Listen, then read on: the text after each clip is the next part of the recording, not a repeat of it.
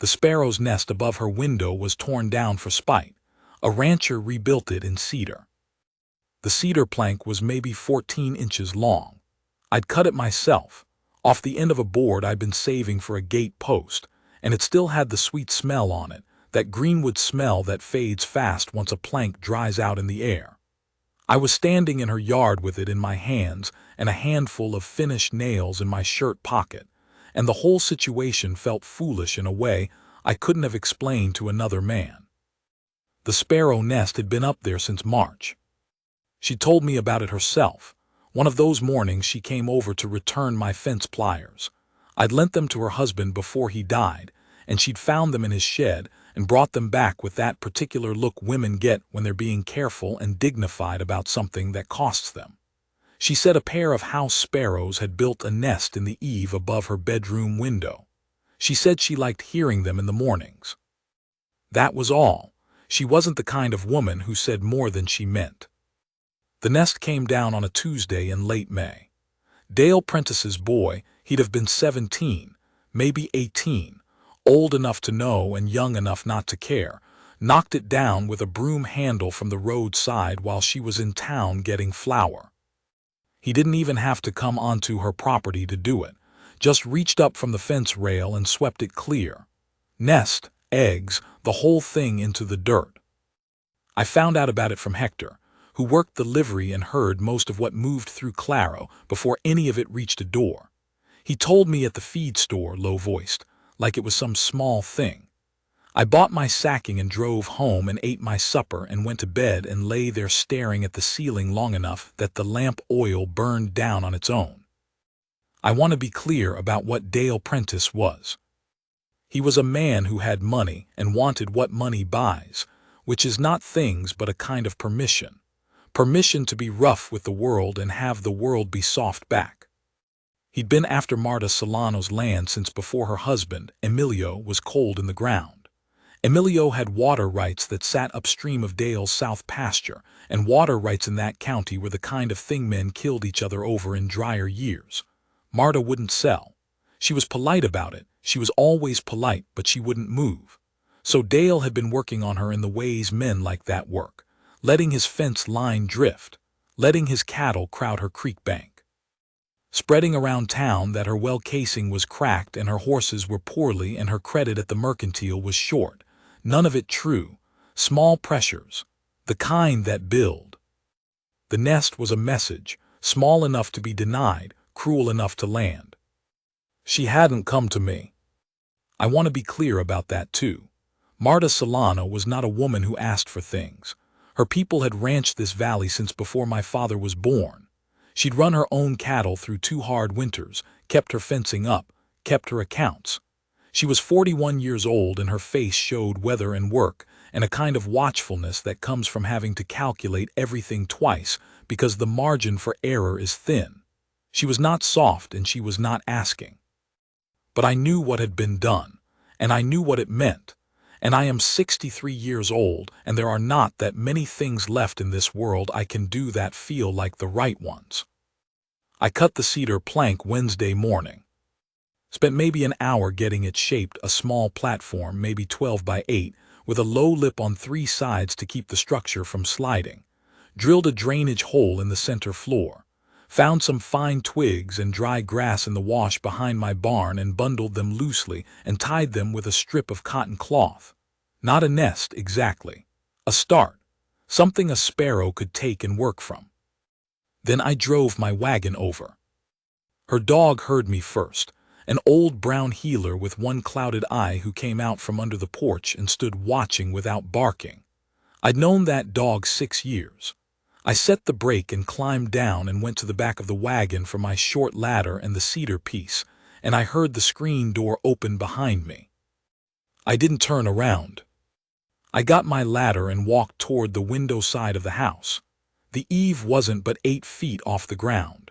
I could see the raw place where the nest had been, a little darkness on the painted board where the mud and grass had adhered. A small destruction, the kind that's meant to be felt and not seen. She said, "Mr. Calloway." "Mrs. Solano." "What are you doing?" "Fixing a thing." I set the ladder and went up and put the cedar platform where the nest had been, countersunk 2 nails through the lip and into the rafter tail, tapped them home. Good and solid. I tucked the grass bundle loosely into the corner so there was shape and shelter, but nothing so finished a bird couldn't take it apart and start fresh if she had a mind to. I came back down. Marta was standing at the corner of the house with her arms crossed at her chest, not in the defensive way women cross their arms, but in the way of a person who is holding herself together out of habit. Her hair was pulled back, and there was a smear of something flour, I thought, on the back of her left hand. She was looking at the cedar platform with an expression I couldn't read all the way into. She said, "You didn't have to do that." "I know it. The birds may not come back." "They may not." She looked at me then, just looked, and after a moment she said, "It's cedar. Green cedar. Smells right. I don't know if that matters to a sparrow, but it probably doesn't hurt." She made a sound that wasn't quite a laugh. She looked back at the platform, and there was something in her face I'd call relief, except that it was quieter than that word, more like a tension going out of a board when you get the nail right. She said, "He sent the boy." "I know. He knows I know." "Yes." She uncrossed her arms. She rubbed the flour or whatever it was off the back of her hand against her skirt. "That man," she said, and the way she said it had more in it than any string of words she could have put together afterward. It was the whole weight of it compressed into 2 syllables. "That man." "Yes," I said. She didn't ask me what I was going to do. That was the thing about Marta. She understood that some things get handled and some things get said, and they are not always the same thing. She knew I wasn't going to go after Dale Prentice's boy. That wasn't the point of the cedar. The point of the cedar was that it was there, and I had put it there, and Dale knew I had 160 acres on his eastern fence line, and water rights of my own and a reputation in that valley for being the kind of man who doesn't push first but doesn't quit either. A cedar board in an eave is a message, same as a knockdown nest is a message. You just have to be able to read it. She said, "Come inside, I have coffee on." I put my ladder back in the wagon, and we went in. Her kitchen was the kind of kitchen a woman runs rather than decorates. There was a cast iron pan on the stove, still holding a little heat from breakfast. There were onions braided and hung from a nail near the window, and a crock of lard with a board laid over it, and a calendar on the wall from the feed store with the days crossed off in pencil, very precise. Each one a small X. The table was scrubbed pine, pale and smooth. There were 2 chairs. She poured the coffee without asking how I took it. She'd seen me at enough gatherings to know. I sat down and wrapped my hands around the cup, and the kitchen smelled like coffee and old wood, and whatever she'd had frying, and it was the most at home I'd felt in a room in several years. We didn't talk much. She asked about my south herd. I asked about her colt, the young gray she'd been working. She said he was coming. I said mine had been slow too, that the spring grass made them fat and lazy and they forgot their manners. She smiled at that. It was a small smile, but it landed on her face like it belonged there. After a while she said, "Emilio would have appreciated it, the cedar." I didn't say anything to that. There wasn't much to say. Emilio Solano had been a decent man, and decent men appreciate when someone else acts decent. That's what she meant. I drove home and went back to work. The next thing happened about 10 days later. 2 of Dale Prentice's hands showed up at the property line on a Sunday afternoon and walked a stretch of her fence that bordered his land, maybe a quarter mile, and then one of them pulled 3 posts and laid them down. Not in anger, carefully, with a tamping bar working the posts loose before dropping them. The message again: we can come and go as we please. Hector told me he'd seen it from the road. I drove to her place the next morning. She met me at the gate. She'd already seen the posts. She was holding her coffee and her jaw was set, and she said, "I'm not selling." "I know. I'm not going to be run off." "I know that too." I looked at the fence line.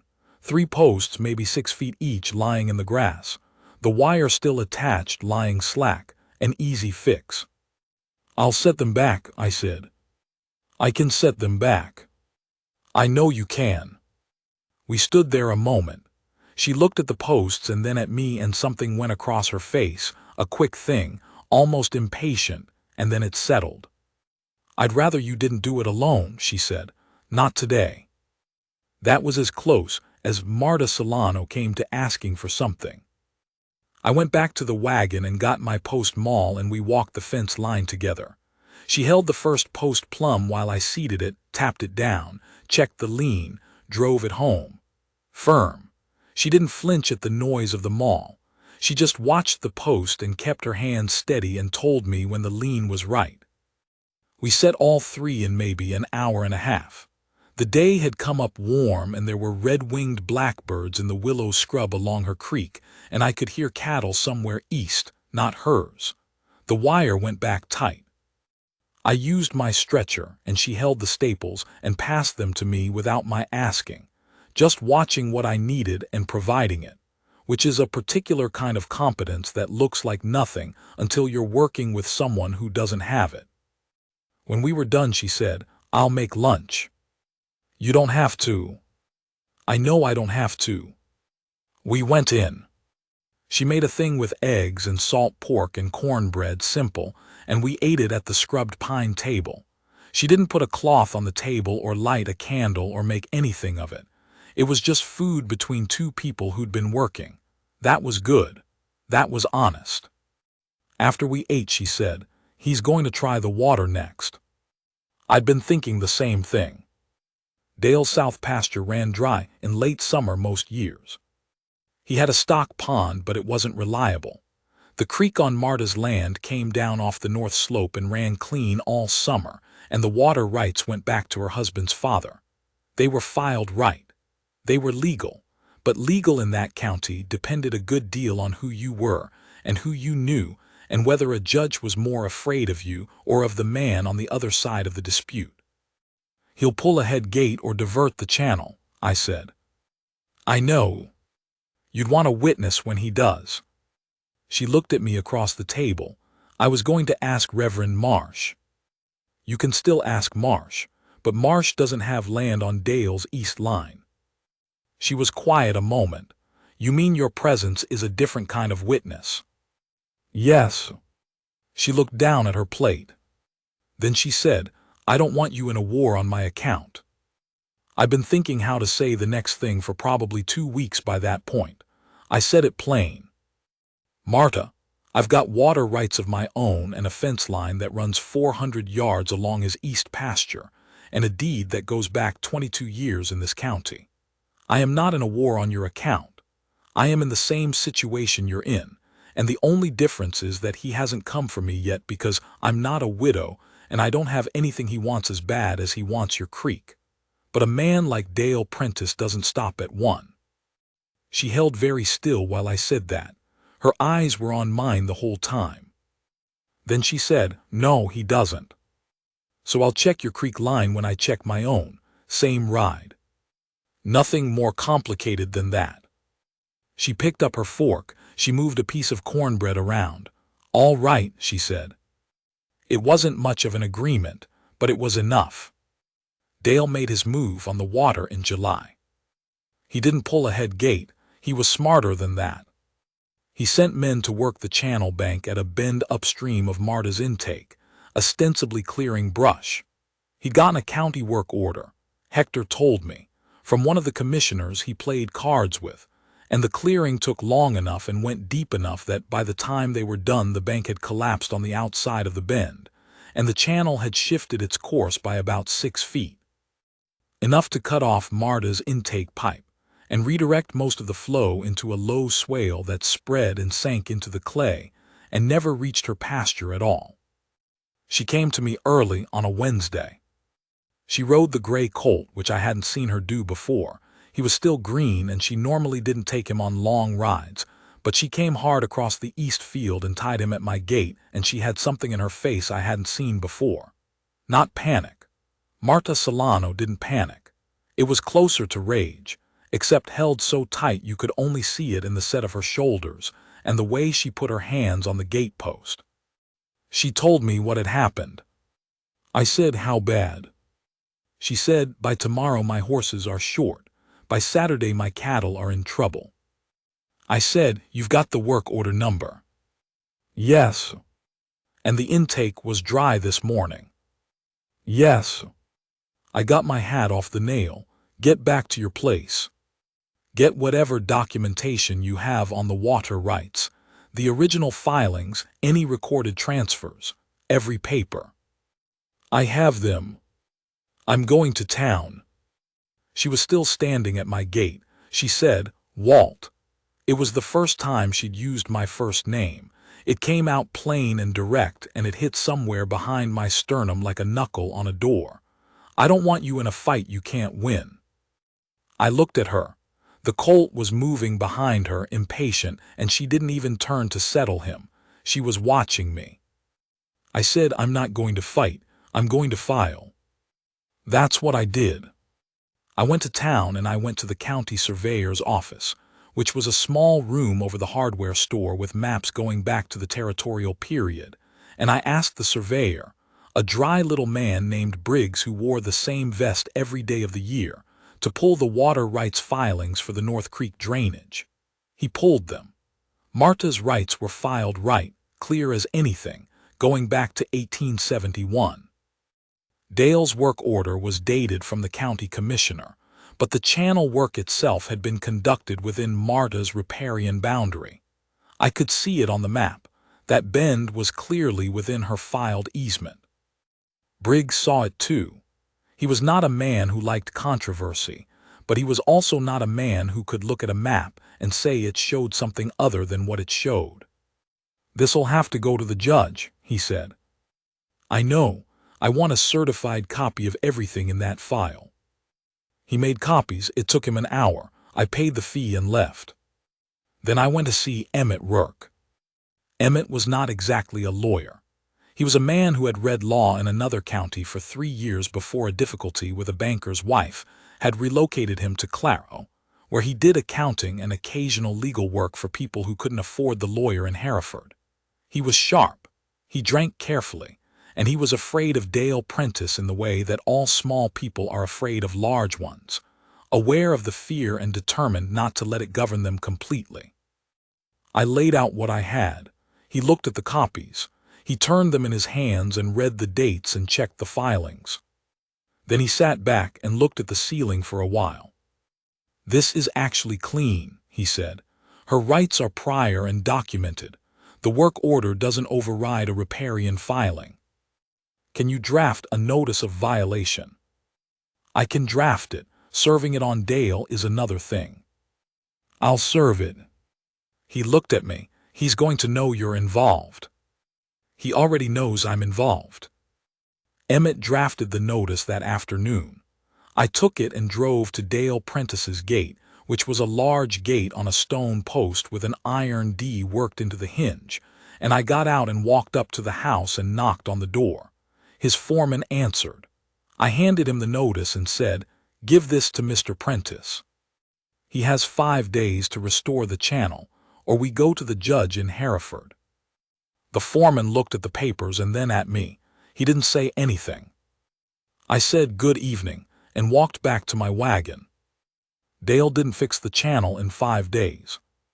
He sent a man to my gate on the 3rd day, a big quiet man named Cruz who'd worked for him a long time, and Cruz stood at my gate with his hat in his hands and said that Mr. Prentice wanted to talk to me privately, just the 2 of them and me, to see if things couldn't be worked out before anybody went to a judge. I said I'd come Friday afternoon.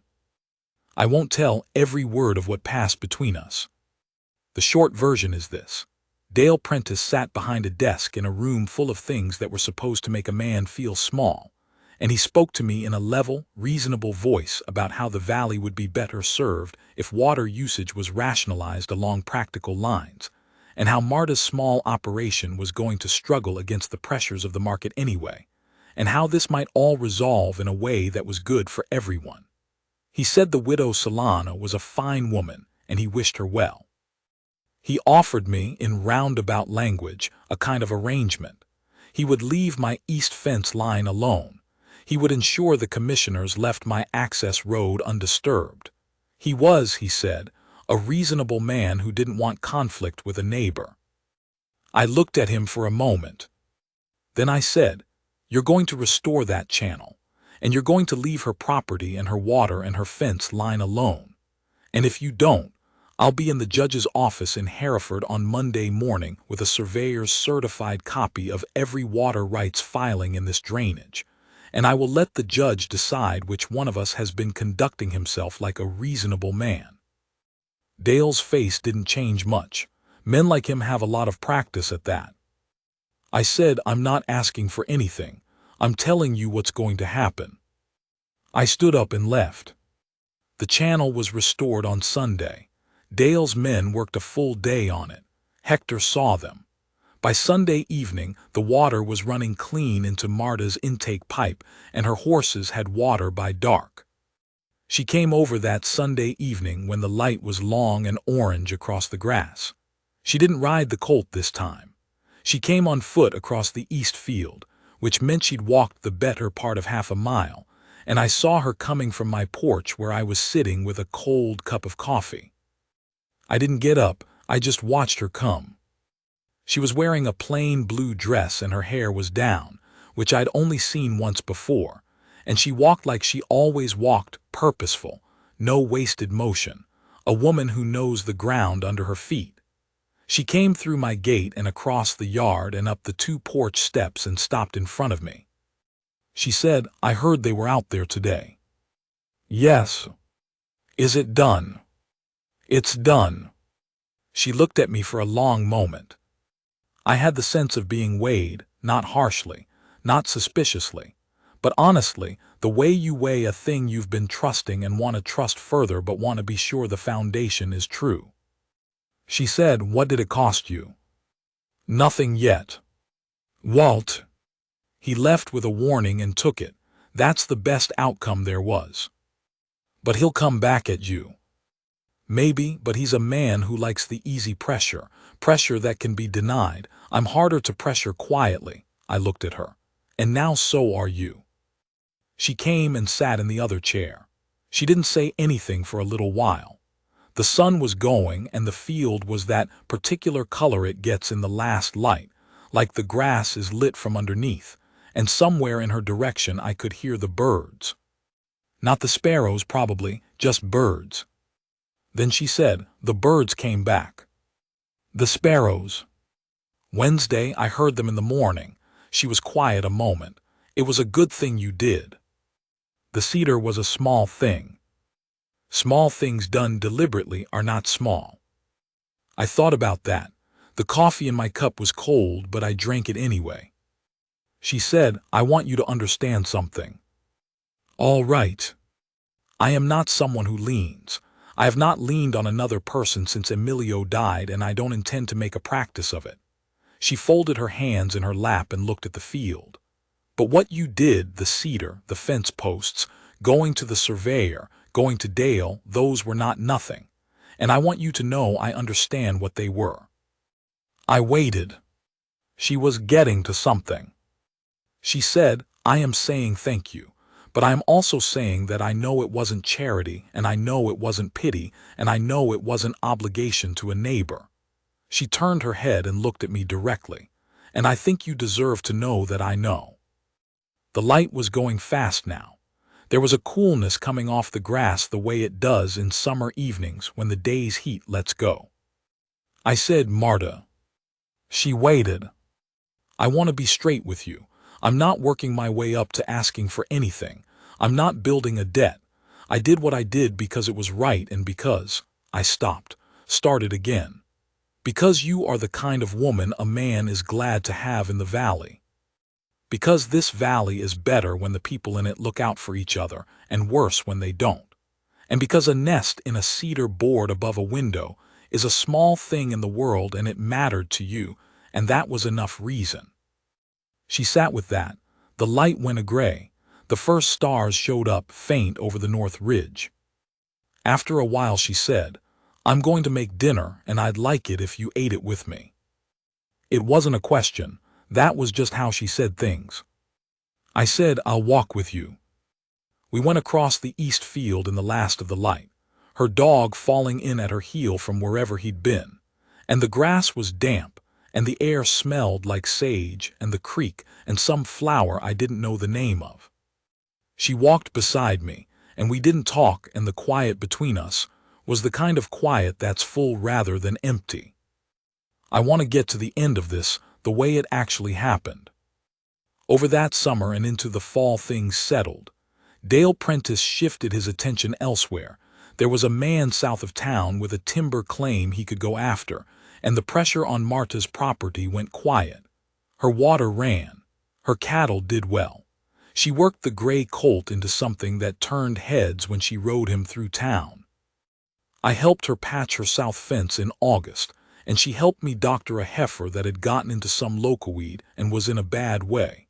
And she did that doctoring with a steady hand and more knowledge than I had about what to give and in what amount, and I was glad to step back and let her lead it.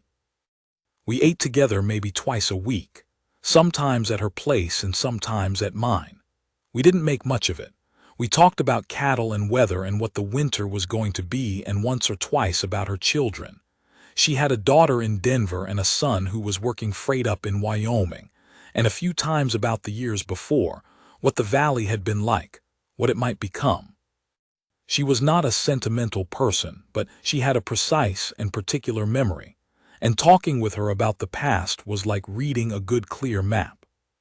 There was a night in September when she stayed late, and the fire was down to coals, and we were at my table with a lamp between us, and the conversation had slowed into one of those companionable silences, and she was looking at her hands in that particular way she had when she was thinking something she hadn't found words for yet. And she said, "Do you get lonely?" I said, "Yes." She said, "So do I." We sat with that for a while. Then she said, "I'm not in any rush about anything." I said, "Neither am I." She said, "Good." That was more or less the whole of it, but it was enough. The Sparrows were gone south by October. They go, that's what they do, and you don't know for certain they're coming back until they show up again in the spring. But the Cedar platform was still there, fitted to the rafter tail, solid, with the drainage holes centered in the floor and the low lip on 3 sides. I could see it from her yard when I came over in the mornings. A nest is a small thing. The bird that makes it doesn't know it's small.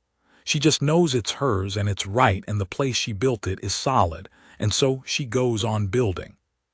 Come March they were back. I was walking across the east field to her place one morning early, with the light just white on the tops of the hills and the grass still wet from overnight, and I could hear them before I got to the gate. That sparrow sound, that quick busy chatter. I stopped and stood and listened. I couldn't see them from where I stood, but I knew where they were. I went on up to the house and knocked, and when Marta opened the door she had coffee already and she was smiling, just a little, the way she smiled when something confirmed what she'd been hoping. She said, "Did you hear them?" I said, "I heard them." She handed me the cup. She looked out past me toward the eave where the platform was, where I could still hear that sound. There was something in her face that was simpler than happiness, quieter, satisfaction, maybe, or just the feeling of a thing set right staying right. Her hand found my arm, not grasping, not leaning, just there. I put my hand over hers. The coffee was good and the birds were back, and the light was coming up white and clean off the north ridge, and there wasn't a thing in that morning that needed fixing.